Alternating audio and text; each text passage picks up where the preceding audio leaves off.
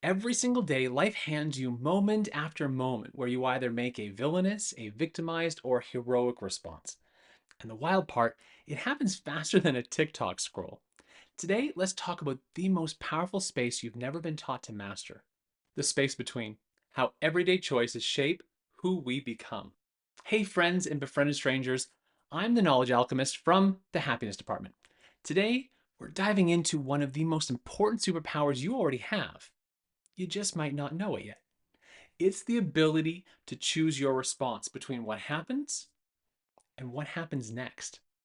It's about the way you use this tiny space that's literally shaping your life and ultimately the person you're becoming. So, stimulus happens.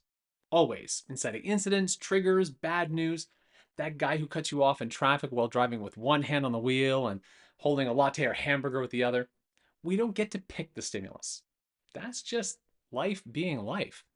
But what we do get to pick is our very next move. And that's two. There's a space. It's small and it's mighty. Right after something happens, the stimulus, and right after our very initial reflex reaction, which is one not so much based on consciousness as it is on biological and emotional instinct, right after that, there's this tiny, beautiful, often overlooked space. Neurologist, philosopher, and Holocaust survivor Viktor Frankl called it the space where freedom lives. I call it the key to a happiness rebellion because what we do in that space, it either shrinks us, freezes us, or grows us, which leads us to three. In this space, we always step into one of three roles. Villainous reaction. Our fallen hero takes over. I'll explain more about the fallen hero later or in another video. So the first option, we get triggered and we go dark. We lash out, attack, manipulate, judge. We armor up because pain made us think we have to fight or dominate to survive. That's the fallen hero talking.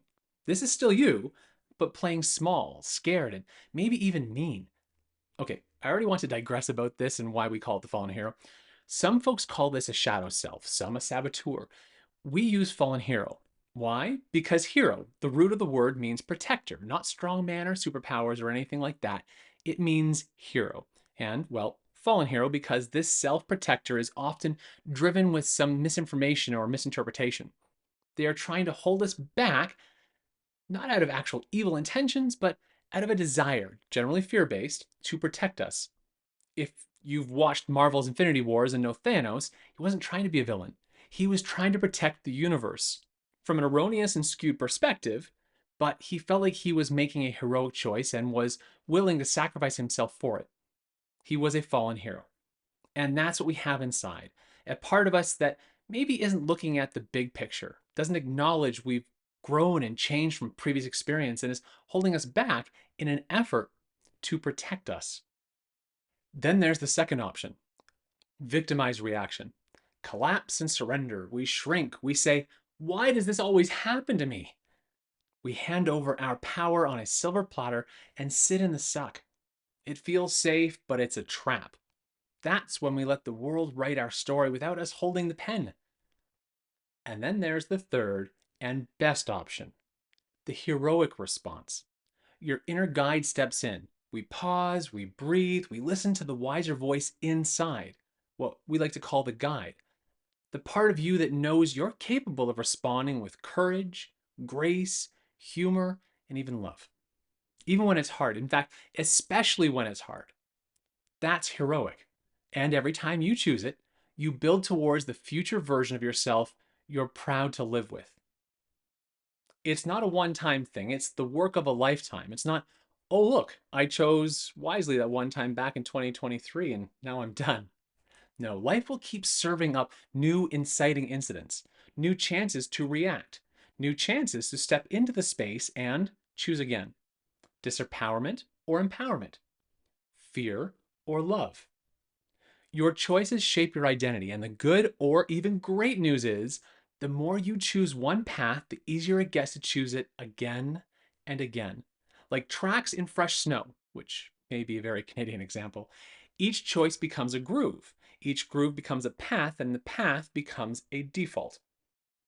Default of how we are repeatedly being becomes identity. Enough so that it will even influence our reflex reaction that comes before our chosen action. So, are we strengthening the victim, the villain, or the hero? We decide numerous times every single day. Perhaps you've heard the indigenous story of the two wolves that live inside each of us. If not, the very basics of it are an elder tells a child, inside each of us are two wolves. They're always at battle. One is full of anger, envy, fear, and resentment. The other is love, joy, peace, and compassion. The child asks, which one wins? The elder replies, the one you feed. This story is a reminder that what we nurture grows. You are training right now. Even watching this video, you are training. You are building the awareness muscle because we can't choose what we don't notice. And the better we get at noticing, the more we own our response and ultimately our life. To be clear, this is not about never messing up. It's more about catching ourselves faster so we can choose better and loving ourselves through the process. This is part of what we like to call inner intelligence. If you're ready to start stepping into that space more often, more consciously, subscribe. Hit like, and or in the comments, tell me, what's one tiny moment where you caught yourself reacting reflexively and wish you could have chosen differently? No shame, no judgment, just some awareness and some training. This is the way of becoming a happy and joyful being. Let's end on a quote by Ellen Langer that gives some hints at how to be curious when stepping into that space.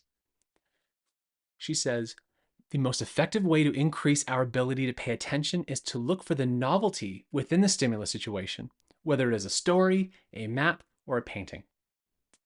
Thank you for watching. May life be amazing because together we flourish.